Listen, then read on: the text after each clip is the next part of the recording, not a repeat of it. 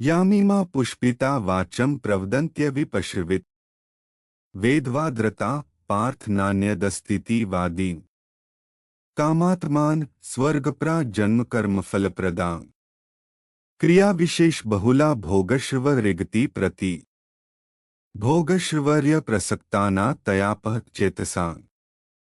व्यवसायात्मिका बुद्धि समाधो न विधीयते अर्थात जेओ भोगोमा तन्मय थयेला छे जेओ कर्मफळना प्रशंसक वेदवाक्योमां ज प्रीति सेवे छे जेमनी बुद्धिमां एकमात्र स्वर्ग ज परम प्राप्य वस्तु छे अने जेओ स्वर्गथी चढ़ियातुं बीजुं कशुं ज नथी एम बोलनारा छे एवा अविवेकी माणसो आ प्रकारनी पुष्पित एटले के मात्र सांभळवामां ज मधुर अने मनोहर वाणी बोल्या करे छे के जे जन्मरूपी कर्मफळ देनारी तेमज भोग तथा ऐश्वर्यनी प्राप्ति अर्थे विविध जातनी घणी बधी क्रियाओनुं वर्णन करनारी छे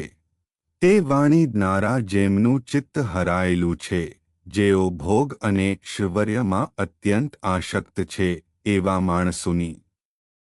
परमात्मामां निश्चयात्मिका बुद्धि नहीं होती।